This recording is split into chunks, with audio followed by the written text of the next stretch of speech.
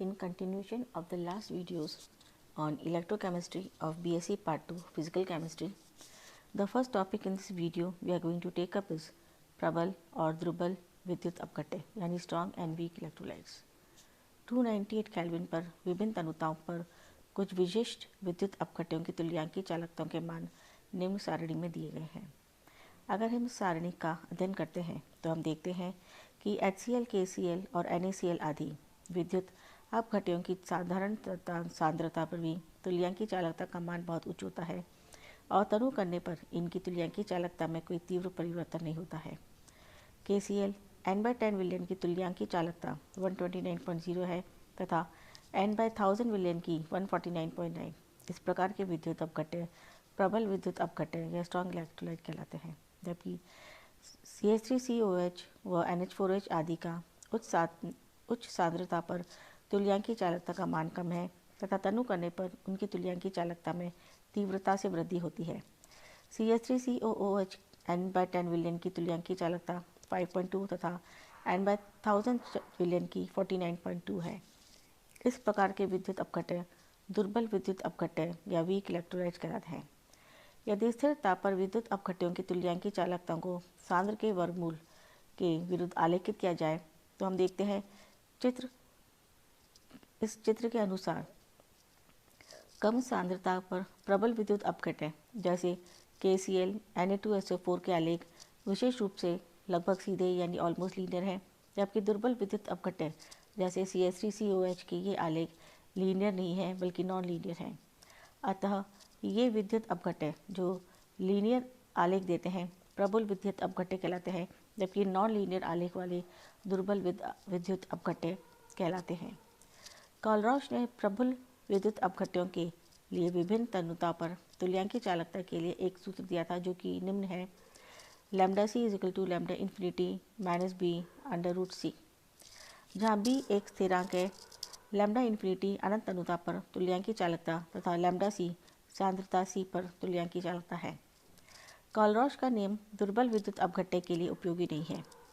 प्रबल विद्युत अपघट्यों की तुल्यांकी चालकता का चरम मान यानी लिमिटिंग वैल्यू अनंत तनुता पर आलेख को एक्सट्रापोलेट करने पर प्राप्त किया जा सकता है, जबकि दुर्बल विद्युत अपघट्यों के लिए यह एक्सट्रापोलेशन विधि काम में नहीं ला जा सकती।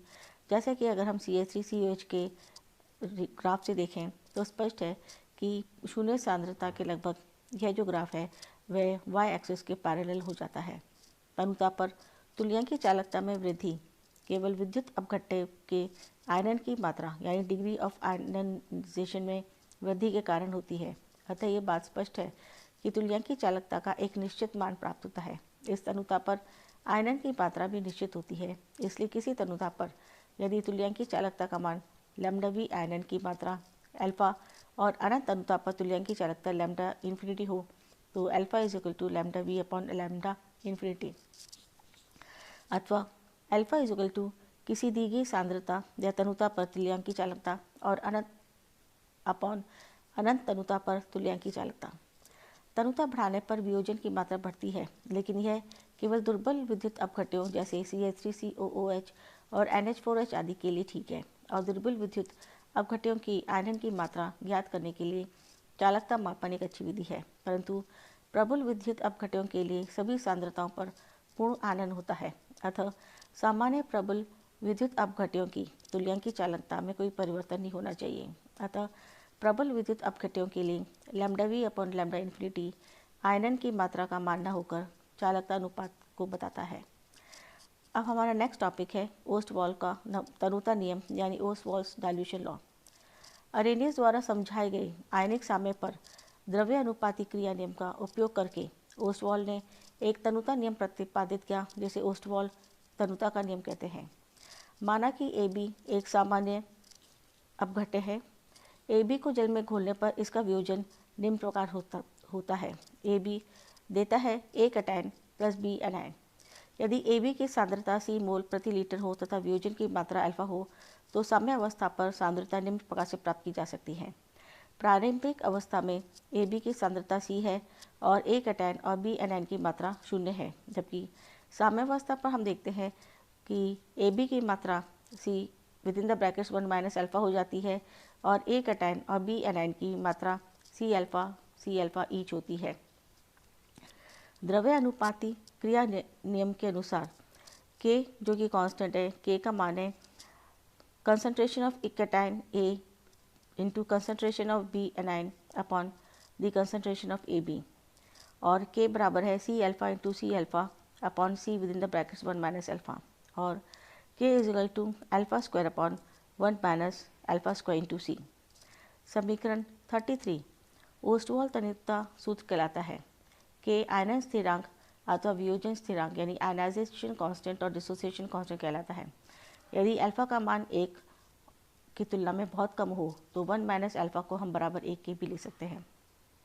अतः के का मान हो जाता है अल्फा स्क्वायर अपॉन सी, के का मान हो जाता है अल्फा स्क्वायर इंटू सी, और alpha is equal to under root K upon C, और alpha is proportional to 1 upon C, क्योंकि अगर हम के का मान हटा देते हैं तो प्रोपोर्शनलिटी का कांस्टेंट आ जाता है, इक्वलिटी का चला जाता है।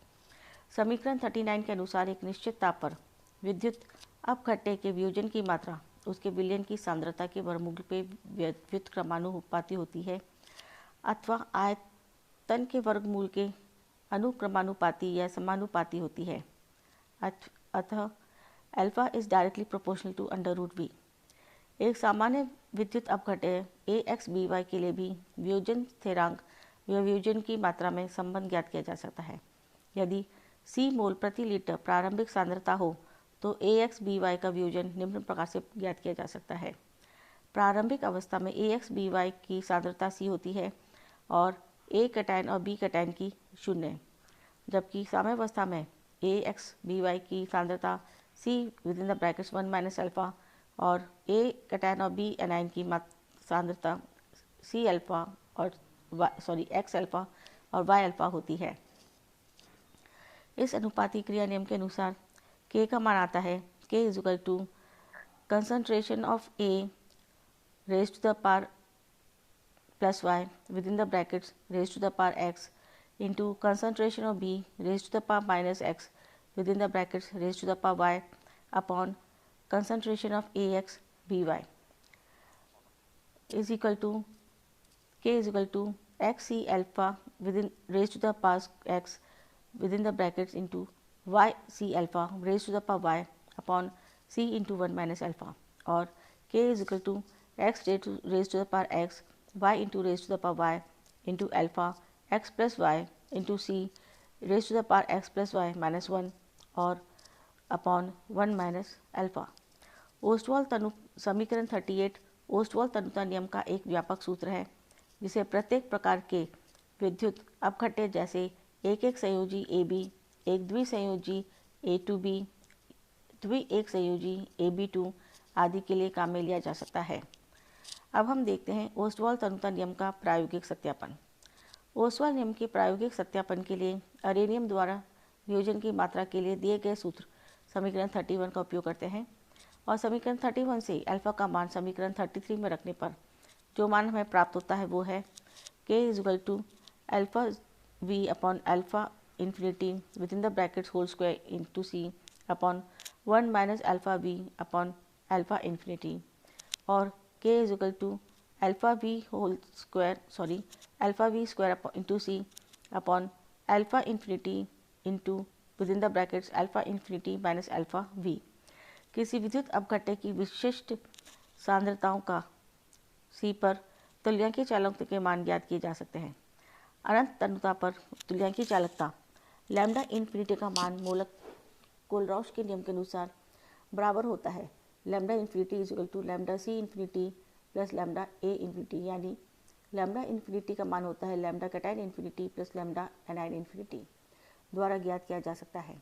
लैम्डा इन्फिनिटी, लैम्डा वी तथा सी के मानों को समीकरण 39 में प्रतिस्थापित करके विभिन्न सांद्रताओं पर के का मान ज्ञात किए जाते हैं। के के ज्ञात मान उचित रूप से स्थिर पाए जाते हैं। के मानों का स्थिर पाए जाना ओस्टवाल के नियम को सत्यापित करता है। एसिटिक एसिड के वियोजन स्थिरांकों में कुछ मान सारणी में दिए गए हैं जो ओस्टवाल के नियमों का प्रायोगिक सत्यापन है। अतः हम देखते हैं कि ओस्टवाल के तनुता नियम द्वारा अरेनियस के विद्युत अपघटनी सिद्धांत को बहुत बल मिला है। अरेनियस सिद्धांत की पुष्टि के लिए और भी कई प्रमाण दिए जा सकते हैं, जैसे प्रबल अम्ल व प्रबल क्षार की उदासीनीकरण ऊष्मा का स्थिर होना, विलयन में अभिक्रियाओं का आयनिक होना, तुल्यांकी चालकता का तनुता के साथ बढ़ना आदि।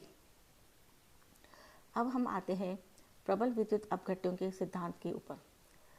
ओस्वाल्ड तनुता का नियम प्रबल विद्युत अपघट्य के लिए लागू नहीं हो सकता था तथा दुर्बल विद्युत अपघट्यों के लिए अधिक सांद्रता पर यह नियम विचलित होता है, अर्थात साम्य स्थिरांक का मान स्थिर नहीं आता है। प्रबल विद्युत अपघट्यों के लिए इस असंगत व्यवहार को समझाने के लिए सदरलैंड ने 1906 और बैरून घोष ने 1918 आदि वैज्ञानिकों ने समय समय पर अनुमानित सूत्र सुझाए हैं। तो अगर हम देखें कुछ अनुमानित सूत्र जो ए बी देते हैं कैटायन ए और बी एनायन को, तो इसके लिए कुछ सूत्र दिए गए हैं। ओस्वाल्ड का नियम है K = alpha square upon 1 minus alpha V.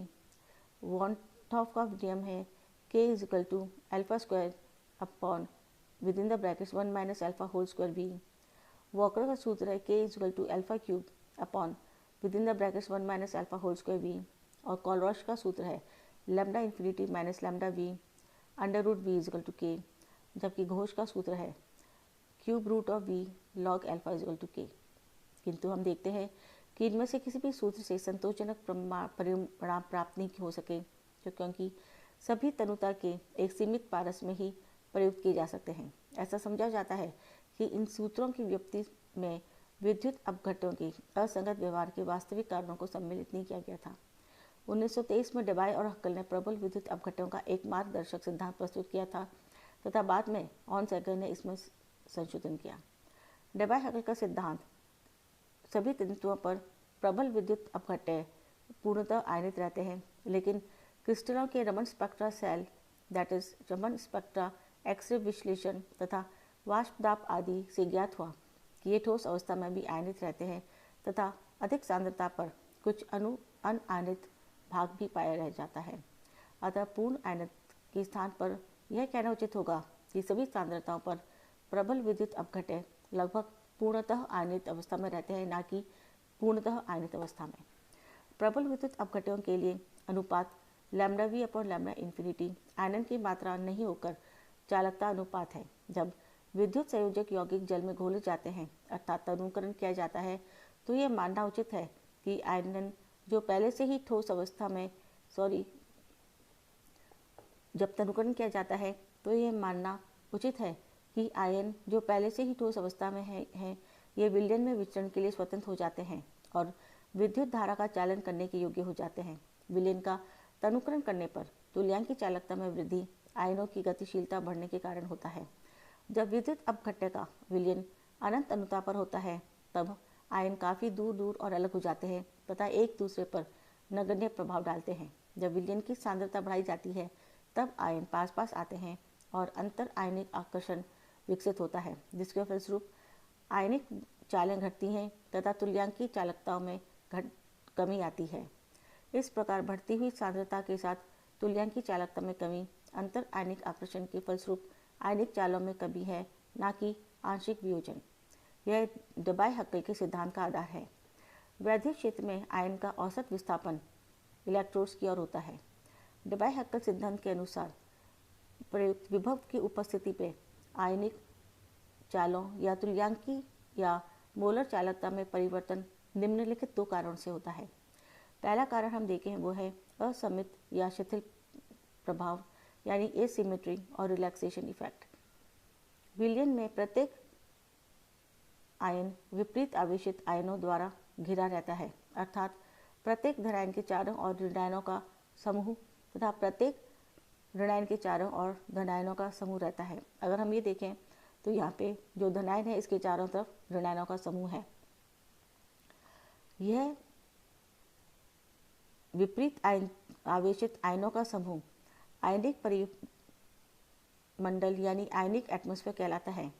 किसी भी विभव की अनुपस्थिति में यह आयनिक एटमॉस्फेयर जो है वो आवेशित आयन के चारों ओर सिमेट्रिकल वे में व्यवस्थित रहता है, किंतु जब हम ऋणायन आवेश के परिमंडल से घिरा है। जब विलयन में विद्युत धारा का प्रवाहित की जाती है तो विभव लग जाता है और यह आयन अपने विपरीत आवेश वाले इलेक्ट्रोड्स की ओर चलने लगता है, अर्थात धनायन कैथोड की ओर तथा परिमंडल एनोड की ओर चलने लगता है, जिससे आयनिक परिमंडल जो कि एटमॉस्फेयर है, आयनिक एटमॉस्फेयर, उसकी जो सिमेट्री है वो नष्ट हो जाती है तथा अर्थात विकृत या एसिमेट्रिकल हो जाती है।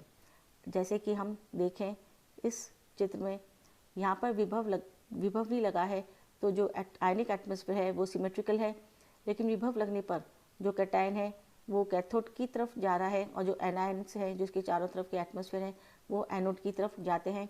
तो इससे क्या होता है कि कैटायन आगे शिफ्ट हो रहा है और एनायन पीछे शिफ्ट हो रहे हैं, तो जो एनायनिक मंडल है वो डिस्टॉर्टेड हो जाता है। जब ये डिस्टॉर्टेड हो जाता है तो जो प्रयुक्त आकर्षण बल चारों ओर समान ही रहता है और तो जिस तरफ आयन गतिशील होता है उस उधर कम और उसके पीछे की ओर जो आयन्स है वो अधिक होते हैं, अर्थात आयनिक परिमंडल में कुछ जड़त्व होने के कारण वह गतिशील आयन की नई स्थिति में स्वयं का पुनः समायोजन नहीं कर सकता है, अर्थात गतिशील आयन के साथ स्वयं को तत्काल संयोजित करने में आयनिक परिमंडल का कुछ समय की आवश्यकता होती है, जिसे रिलैक्सेशन कहते हैं। केंद्रीय धनायन के पीछे की ओर ऋण आयनों का अधिक्य होने के कारण धनायन की गति की विपरीत दिशा में एक स्थिर वैद्युत आकर्षण यानी घर्षण यानी इलेक्ट्रोस्टैटिक ड्रैग लगता है, जो उसके पीछे की ओर आकर्षित करता है। क्योंकि हम देख रहे हैं कि जब ये विपरीत होता है तो कैटायन के जो पीछे है वो नंबर ऑफ एनायन ज़्यादा है, तो उसका जो पुश होता है, जो कैटायन है वो एक तरफ कैथोड की तरफ आगे बढ़ रहा है और पीछे से एनायन भी उसको अपनी तरफ पुश कर रहे हैं। तो इससे क्या होता है कि नई स्थिति में धनायन की गति की जो होती है वो उसकी चाल को कम कर देता है। जो कैटायन की चाल है वो अगर पीछे एनायन ही होते तो ज़्यादा गति से बढ़ता, लेकिन पीछे जो एनायन उसको पुल कर रहे हैं वह उसके इलेक्ट्रॉन की ओर बढ़ने की चाल को कम कर देता है।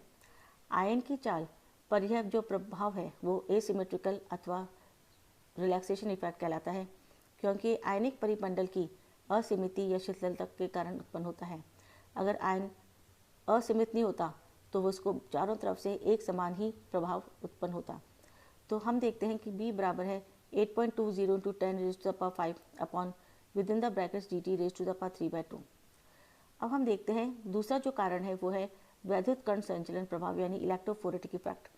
केंद्रीय आयन की दिशा के विपरीत दिशा में चलते हुए जो आयनी परिमंडल से संयुक्त विलाय के अणु हैं वो घर्षण प्रभाव उत्पन्न करके केंद्रीय आयन की गति को मंद कर देते हैं। उदाहरणतः जब कोई धनायन कैथोड की ओर चलता है तो उसके माध्यम जल में से होकर गुजरना पड़ता है, जो स्वयं माध्यम यानी ऋणायन परिमंडल के साथ विपरीत दिशा की ओर गमन करता है। अतः यह विपरीत धाराएं आयनों की चाल को मंद कर देती हैं तथा आयन की चाल घटती है। आयन की चाल पर यह प्रभाव वैद्युतीय कण संचलन प्रभाव कहलाता है और हम कहते हैं इसका मतलब है जो इसका मान आता है वो है A is equal to 82.48 upon dt within the brackets raise to the power half n। तीसरा है माध्यम प्रभाव यानी मीडियम इफेक्ट। आयनों की गति माध्यम की श्यानता पर भी निर्भर करती है। माध्यम की श्यानता जितनी अधिक होगी आयन की गतिशीलता उतनी ही कम होगी। उपर्युक्त तीनों कारक आयनों की चाल को धीमा करने में सहायक होते हैं, परंतु अनंत तनुता पर ये तीनों जो प्रभाव हैं वो उपेक्षणीय हो जाते हैं। अतः किसी तनुता पर इनका प्रभाव सांद्रण के वर्गमूल अर्थात स्क्वायर रूट ऑफ c के समानुपाती होता है, अर्थात lambda v is equal to lambda infinity minus k square root under root c। इसमें स्थिरांक के विलाय की विस्कासिता तथा परावैद्युतांक पर निर्भर होता है। That's all for today. Thank you.